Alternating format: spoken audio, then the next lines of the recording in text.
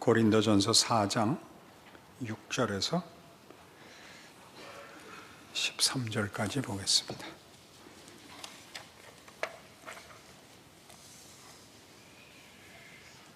형제들아, 내가 너희를 위하여 이 일에 나와 아볼로를 들어서 본을 보였으니 이는 너희로 하여금 기록된 말씀 밖으로 넘어가지 말라 한 것을 우리에게서 배워 서로 대적하여 교만한 마음을 가지지 말게 하려 함이라. 누가 너를 남달리 구별하였느냐? 네게 있는 것 중에 받지 아니한 것이 무엇이냐? 네가 받았은즉 어찌하여 받지 아니한 것 같이 자랑하느냐? 너희가 이미 배부르며 이미 풍성하며 우리 없이 더 왕이 되었도다. 우리가 너희와 함께 왕 노릇하기 위하여 참으로 너희가 왕이 되기를 원하노라. 내가 생각하건대 하나님이 사도인 우리를 죽이기로 작정된 자같이 끄트머리에 두셨음에 우리는 곧 세계 곧 천사와 사람에게 구경거리가 되었노라. 우리는 그리스도 때문에 어리석으나 너희는 그리스도 안에서 지혜롭고, 우리는 약하나 너희는 강하고, 너희는 존귀하나 우리는 비천하여 바로 이 시각까지 우리가 줄이고 목마르며 헐벗고 매맞으며 정처가 없고, 또 수고하여 친히 손으로 일을 하며 모욕을 당한 즉 축복하고, 박해를 받은 즉 참고, 비방을 받은 즉 권면하니 우리가 지금까지 세상의 더러운 것과 만물의 찌꺼기같이 되었도다. 고린도 교회 안에 있는 분당과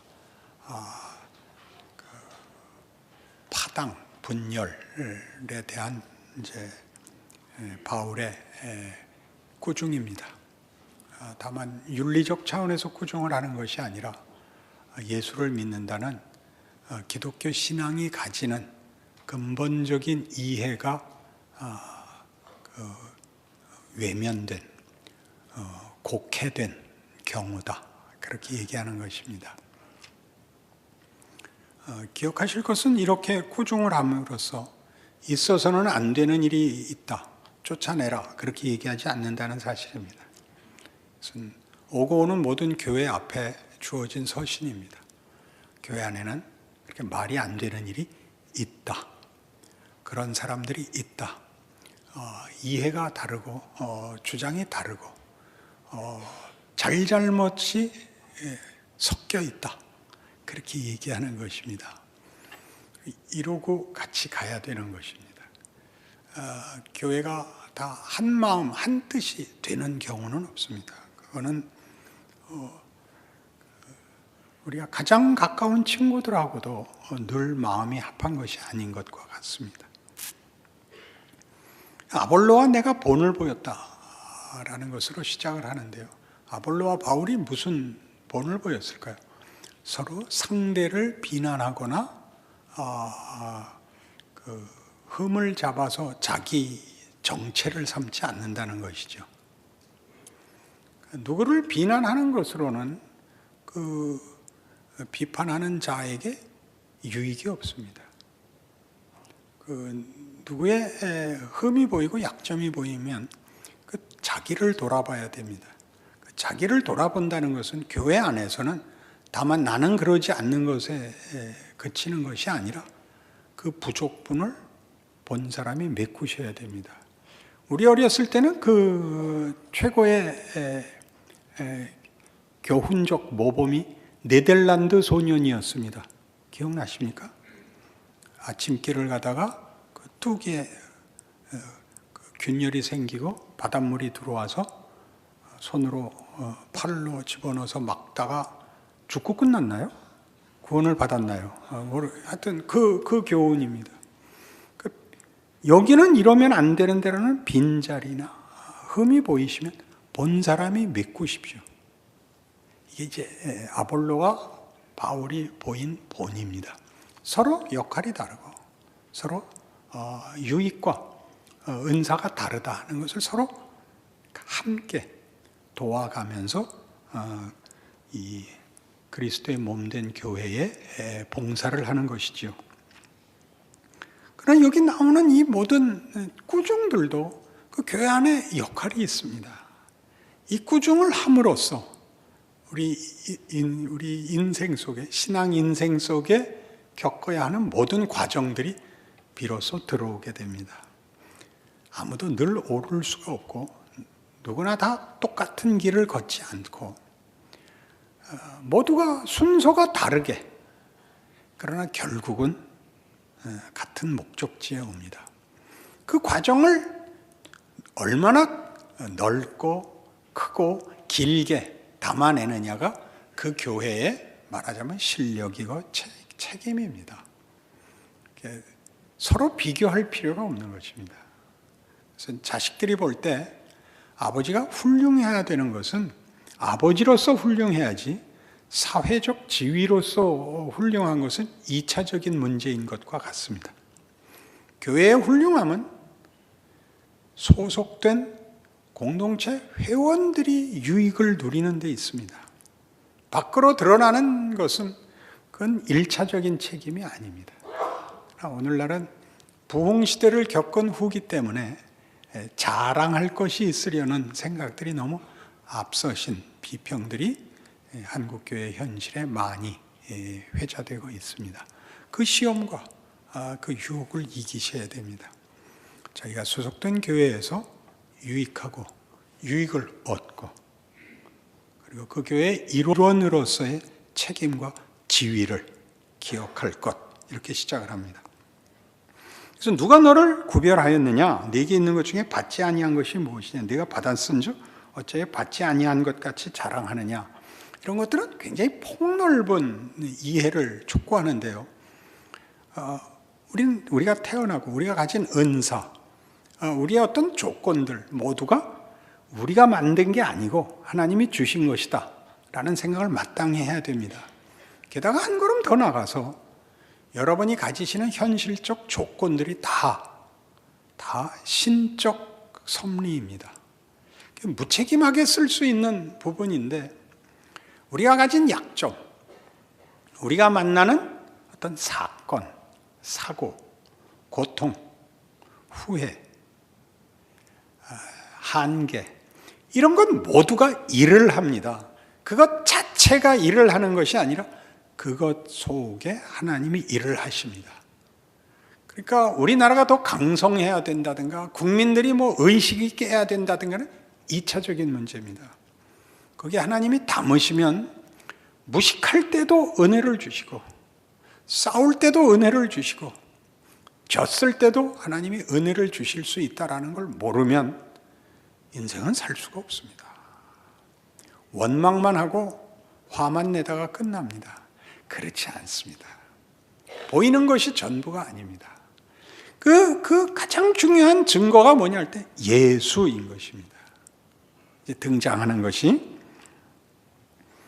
9절 보시면 내가 생각하건대 하나님이 사도인 우리를 죽이기로 작정된 자같이 끄트머리에 두셨음에 우리는 세계 곧 천사와 사람에게 구경거리가 되었노라. 우리는 그리스도 때문에 어리석으나 너희는 그리스도 안에서 지혜롭고 우리는 약하나 너희는 강하고 너희는 존귀하나 우리는 비천하다 그래요. 그리스도 때문에 어리석은 역을 맡습니다. 예수가 걸은 길은 당시 때에 참으로 말이 안 되는, 지금 돌아봐도 당연히 말이 안 되는 역사입니다. 예수께서 힘이 없는 것도 아니고 예수께서 틀린 것도 아니고 예수께서 다른 모든 조건을 2차적인 것으로 치부하시고 가장 우선하는 책임을 우리를 구원하러, 그 구원을 역사로 만들기 위해서 오셔서 그 모든 오해와 수모와 고통을 감내하시고 그 일을 이루었던 것을 기억하라고 합니다. 예수님께서 얼마나 억울하셨는가, 얼마나 진실하셨는가, 얼마나 용서하셨는가, 이렇게 나열하는 순간 그 역사적 사건이 자꾸 희석이 됩니다. 하나님만이 알고 있는, 하나님만이 할 수 있는 일을 그 하려는 대상과 그 내용의 가장 중요한 수혜자들이 이해하지 못합니다. 거역합니다. 거기다가 모욕하고 죽음에 처합니다. 그 길을 걷습니다. 이 복음입니다. 예수를 믿는다는 이름으로 뭐가 옳고 뭐가 틀리냐라는 얘기를 나열하여 싸워 자신을 증명하지 않고 그 그리스도가 누구인지, 예수를 믿는다는 것이 무엇인지 제대로 모르고 오해하고 무지하고 반대하는 세상 속을 걸어가. 그 한복판을 뚫어 실제적인 실존들이 예수를 믿어 억울하고 말이 안 되는 경우를 살아내므로써 한 신앙과 교회가 하나님이 누구시며 무엇을 하시는가를 가장 분명하게 증거하신다고 믿는 것입니다. 한 번 더 기회를 드리겠습니다. 여기서 틀리는 겁니다. 옳으면 억울하지 않고 옳으면 모두가 공감할 거라고 생각하는 것에서부터 여러분은 아직도 십자가를 모르는 것입니다. 여러분이 믿고 구원 얻고 자랑하는, 안심하는, 기대하는 여러분의 운명, 여러분의 현존, 이 방식으로, 이 하나님의 일하심으로 여러분 것이 되었고 그것을 여러분에게 다시 부탁하십니다. 여러분의 생애를 그리스도께서 걸으신 길로 채우시고 그렇게 지금도 일하시겠다 그럽니다. 우리는 자꾸 이 부분을 놓칩니다. 고린도전서 11장으로 가시면 23절, 내가 너희에게 전한 것은 주께 받은 것이니 곧 주 예수께서 잡히시던 밤에 떡을 가지사 축사하시고 떼어 이르시되 이것은 너희를 위하는 내 몸이니 이것을 행하여 나를 기념하라 하시고 식후에 또한 그와 같이 잔을 가지시고 이르시되 이 잔은 내 피로 세운 새 언약이니 이것을 행하여 마실 때마다 나를 기념하라 하셨으니 너희가 이 떡을 먹으며 이 잔을 마실 때마다 주의 죽으심을 그가 오실 때까지 전하는 것이니라. 우리 성찬식 때마다 우리 즐겨 본문으로 사용하고 함께 확인하는 우리의 고마운 신앙 고백이요 성경의 증언이죠. 예수님 죽으신 것은 우리를 부활시키기 위해서, 우리를 구원하기 위해서입니다. 그래요. 그 자신이 먼저 부활하셨고 사망 권세를 이기셨습니다. 부활 승천하셨고 다시 오실 것입니다. 그러나 그 다시 오실 주님이, 사망을 깨고 부활하신 주님이 그의 죽으심을 살라 그럽니다. 이게 가장 중요한 겁니다. 성찬식에서 가장 중요한 본문입니다. 어느 곳에서 성찬식을 제가 집례할 일이 있었는데 그래서 이 본문을 이렇게 하고 끝났더니 어떤 목사님이 찾아오셔서 그랬습니다. 저는 성찬식이 축제인 줄 알았습니다. 구원과 부활에 대한 축제라고 믿고 그렇게 했는데 죽음에 대한 책임이요, 지금의 시기라는 것은 몰랐습니다. 이렇게 저한테 감사를 표했습니다. 알아듣는 것도 굉장하죠. 뭐 한 사람이야 물론 더 굉장하겠지만, 우린 자연스럽게 예수 믿고 하나님의 자녀 되고 기도할 수 있고 천국 간다는 것을 너무 쉽게 현실에 적용하려고 듭니다. 승자가 되려고 합니다. 형통하려고 합니다. 근데 가장 쉽게 그런 사람이 옆에 없습니다. 예수 믿고 형통한 사람을 본 적이 없습니다.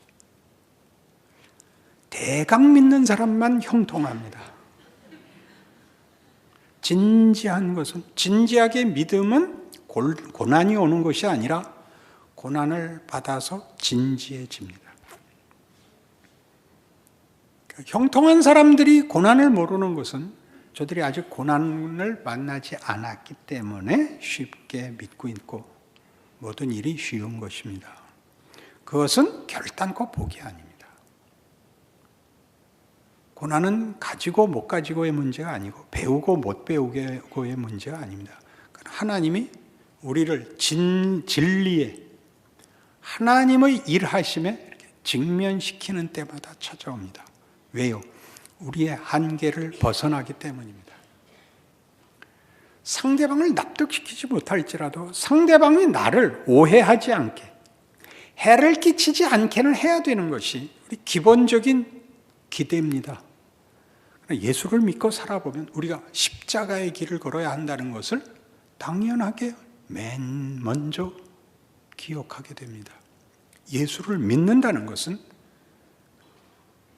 성자 예수님의 죽음으로 결과된, 그 방법으로 허락된 구원입니다. 우리 모두의 삶에 이것을 요구하고 있습니다. 이거 은혜로 받은 구원. 그리고 인간이 이해하고 경험하는 것을 넘어선 죽음 너머에 있는 차원의 것이라는 이중적인 증언을 하는 것이죠. 이 세상에 우리의 보상이 없고 그걸 넘어서는 약속과 부름이다라고 아는 것이죠. 그걸 하나님은 우리에게 고난으로 정황을 만들어서 세상으로 하여금 저 사람들은 저 조건 속에서 왜 예수를 믿나? 라고 강하게 도전을 받게 만드시는 것입니다. 당연히 어려워야 됩니다. 어렵지 않으면 뭐라고요? 대강 믿고 있는 겁니다.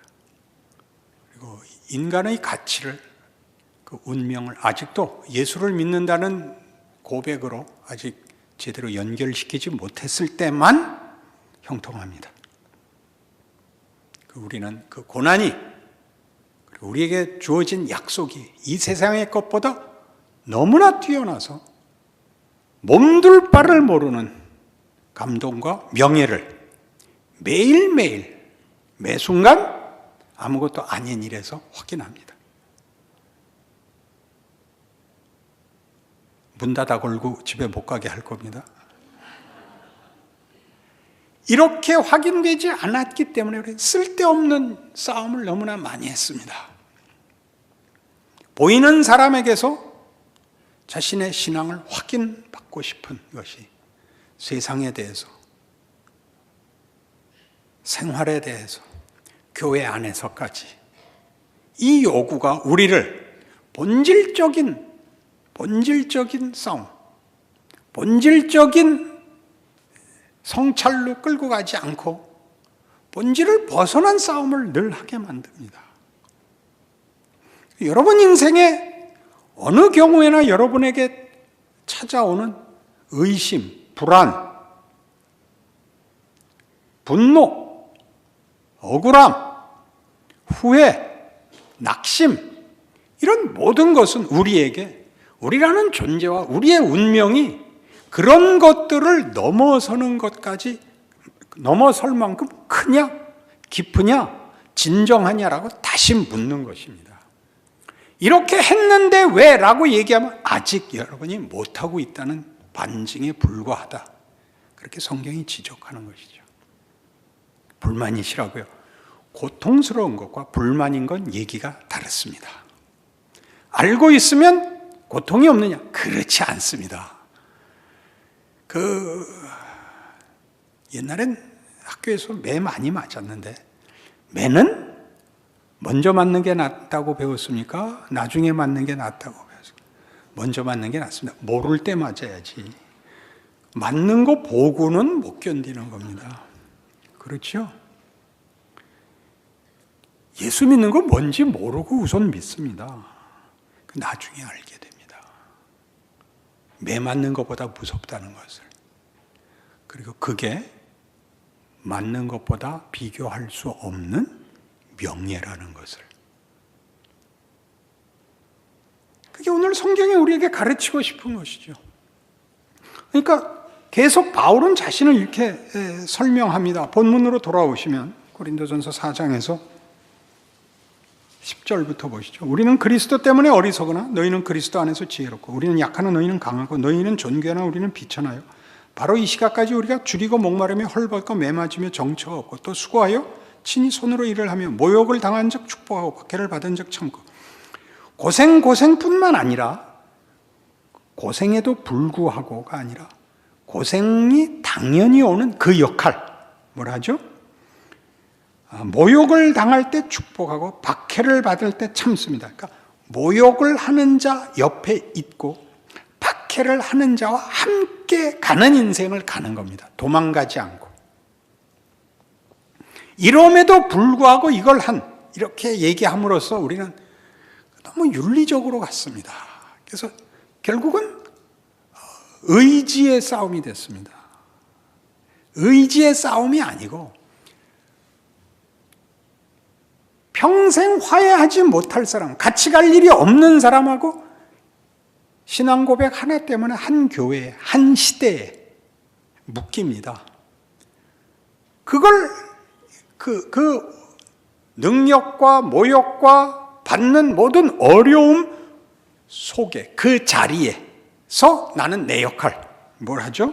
권면하고 축복하고 그 일을 해야 되는 것입니다. 이 명예를 모릅니다. 이 가치를 몰라서 늘 와서 예수 믿는 반가움은 없고, 어때? 그러면 죽지 못해 살지 뭐. 이따 대답이나 하고, 아유, 이까지 썩어질 몸뚱아리 죽으면 다 없어질 거 뭐. 살아있는 동안 열심히 일이나 해야지. 부서지면 어때? 그런 식으로 밖에는 자신의 처지, 하나님이 일하시는 방법에 대한 이해가 한국교회에 부족했습니다. 그렇게 결사적이고, 그래서 스스로를 격려하는 정도였지, 교회란 뭔지, 그 안에서의 자신의 지위와 몫이 무엇인지, 그게 얼마나 굉장한 것인지, 못난 짓을 하는 것까지 그게 얼마나 복된 것인지, 잘하면 얼마나 더 멋있는지를 서로 이렇게 주고받는, 서로 확인하는 그런 누적된, 선대에서부터 누적된 경우들과 유산이 한국교회에 너무 아직 적습니다. 순교당한 분하고 부흥하신 분 정도밖에 없고, 이런 일상과 아무것도 아닌 속에서 일하시는 하나님의 신비, 십자가의 길을 모두가 혜택을 받았고 그걸 하나의 책임으로 다시 누리는 명예를 갖고 있는 존재요, 인생이라는 것을 나누는 일에는 우리는 너무 빈약합니다. 무지합니다. 그래서 다 이상한 얼굴을 하고 있습니다. 다음 주에는 주보에다 거울을 하나 붙여서 중간에 한 번씩 보게 해야겠어요. 여러분들 표정이나 보여요. 교회는요, 수가 얼마 모여야 되는 것도, 헌금이 얼마 나와야 되는 것도 아닙니다. 여기는 집에 온 것 같이 여기 모이면 반갑고 안심이 되고 서로 기뻐해야 됩니다. 이렇게 무슨 운동 경기에서 이겨서 기뻐하는 거하고는 질이 다른 것입니다. 하나님의 일하심이 오늘도 여전히 충만하게 계속되고 있다는 것을 서로 확인하는 자리죠. 그걸 하셔야 됩니다. 그 역할을 상대가 못할지라도 여러분은 하셔야죠. 3일 저녁까지 나온 실력인데 남성 성가되면 하셔야 됩니다. 그 목소리로 거기 섰는데 그 정도 실력이면 이건 당연히 지나갔어야 됩니다. 이게 실력입니다. 생각해 보십시오. 교회 와서 인상 쓰고 있는 것이 얼마나 큰 죄인지. 그건 초짜들만 그러는 겁니다. 오늘의 교훈입니다. 빌립보서 2장 3장이에요. 빌립보서 3장 10절. 내가 그리스도와 그 부활의 권능과 그 고난에 참여함을 알고자 하여 그의 죽으심을 본받아 어떻게 해서든지 죽은 자 가운데서 부활에 이르려 하노니 내가 이미 얻었다 함도 아니요 온전히 이루었다 함도 아니라 오직 내가 그리스도 예수께 잡힌 바 된 것을 잡으려고 달려가노라. 부활로 가려면 너 혼자 오지 말고 예수의 죽으심, 죽은 자 가운데서 부활에까지를 걸어오랍니다. 네 몫이 있다. 네 지위가 있다. 네 자리가 있다. 하나님이 아직 일하시는 일이 있다. 너 거기에 동참하고 네 몫을 해야 된다. 그렇게 얘기하는 것입니다. 그럼 구원을 위한 조건이 아닙니다. 우리의 인생에 하나님이 예수 그리스도로 말미암아 이룬 일의 명예와 영광을 드러내는 그런 인생을 우리의 몫으로 요구하신 그 길입니다. 여러분 모두가 그 위대한 인생으로 부름받고 있고 그 길의 한복판에 서 있습니다. 매일매일 삶 속에서 도전하는 세상이 자기 욕심을 버리지 않는 것까지, 자기의 의지를 꺾지 않는 것까지, 아니 그것보다 크게 하나님의 일을 하십니다. 누구랑? 우리랑 하십니다. 우리랑 하십니다. 그니 여러분의 삶 속에서 여러분이 가장 힘든 자리는 동료가 별로 없는 자리일 것입니다. 그러니까 여러분이 힘들수록 거기는 여러분의 책임이 더 큰 자리요, 더 명예로운 자리라는 걸 아실 것입니다. 당연히 그렇습니다. 아무도 모르는 곳에 아무런 다른 도움이 없이 죽어버리는 게 전부인 조건 속에 밀려 들어갈 것입니다. 예수가 그러셨으니까 당연한 일입니다.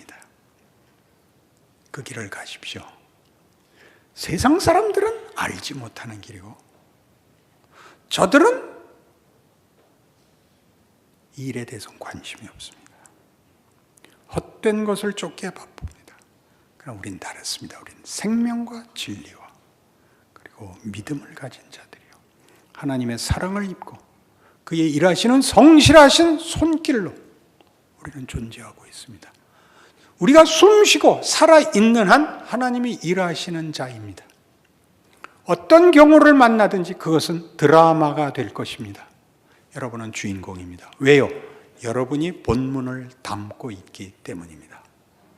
그 인생 사시는 여러분 되시사 누가 여러분을 보든지 여러분 얼굴에 광채가 나게 하십시오. 기도하십시다. 하나님 아버지 은혜를 감사합니다. 우리가 기적이고 증거며 능력이고 소망입니다. 우리 자신에게 명예고 영광이며 하나님의 성실하심입니다. 우리가 살아있고 그래서 만나는 모든 경우마다 그것은 하나님이 일하시는 극적인 무대일 것입니다. 멋지게 자신의 역할, 빛이고 소금인, 기적이고 구원이고 용서고 자비와 하나님이 담으시는 성실하심인 그 인생을 사는 줄 아는 명예와 믿음을 넉넉히 가지게 하옵소서. 예수님 이름으로 기도합니다.